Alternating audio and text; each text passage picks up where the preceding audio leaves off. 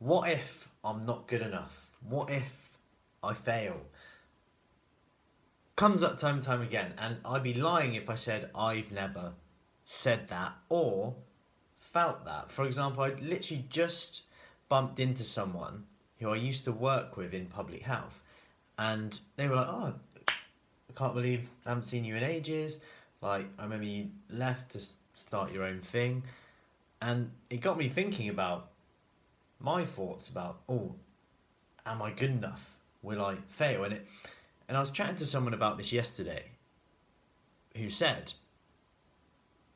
what if I'm not good enough? What if I can't do it? That was their biggest fear. And it's really interesting because it's often comes from a time where we want to change something. So if we want to change something, that means we're not happy with where we are right now. Right? So if you're wanting to change something, that's telling you that you're not necessarily happy with where you are now. So if you fail, technically you'll still be in the same position as you are now anyway. So then it comes to, what have you got to lose? What are you actually scared of? Staying the same, I guess. So you're not losing anything there. But it was quite interesting because they were also saying in our chat yesterday that they're not sure if they can do it. And they have zero evidence that they can't do it because they've never actually tried to do what they're trying to do in this time span before and given it so much attention. So it's no wonder they're worried that they won't be able to do it because they've never actually tried to do it before.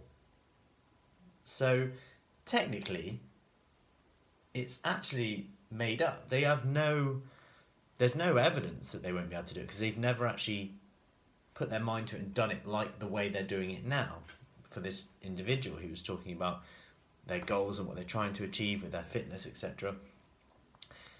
And it got me thinking how much our mind is actually holding us back more than anything else. It's not the thing that we're scared of, more so the thoughts about the thing. For example, writing a to-do list, all the things you have to do today, that's pen and paper or iPad, whatever.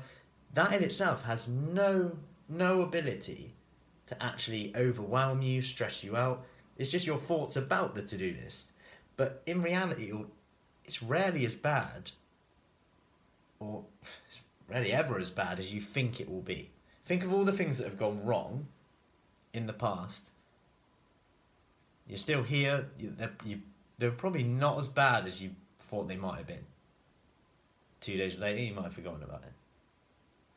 But it comes back to the blog I wrote earlier today. So I talked about you'll get 70% of your results from this. Now this being staying consistent, basically. Showing up each day. And it comes from getting into habits rather than worrying about motivation. And that's the thing. A lot of people say, I need to be more motivated. I'm struggling with motivation. Sometimes I'll ask the question of,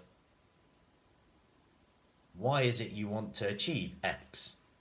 Be it in your fitness, body shape, etc. Why is it you want to get in better shape? Sometimes no one's ever stopped to think about that. And that's where the motivation comes in. So then you could be talking about, oh, I want to be less out of breath when chasing around, running after the kids. I want to feel better about myself. I want to go into clothes shops and not stress about the sizes, etc. Because that's where a lot of the motivation comes in. However, building on that, motivation comes in waves, ups and downs. So there's going to be times where you're not feeling so motivated. So what do you do then? Well, that's where focusing on the process comes in. So you have no control of like the number on the scales, etc. But we can get so stressed out by it that can completely put us off. So a little simple thing that we do is just focus on the process. Today, now, what you do now. Because, like I said, you can't control what happens to the scales, but you can control what you do now. And what you do now will take care of the outcome anyway. And having that will just allow you to get through some of those waves in terms of motivation when it's low. Because if it's a habit, you'll do it. Because it's funny when some of the ladies that I work with come to me and say, I have no willpower, I have no motivation, yet they're successful in their jobs, they've brought up like 2 kids, and I'm thinking, you've done all right there. So anyway, that's all we got from now, as that's the doorbell. Any questions you got, let me know, and speak soon.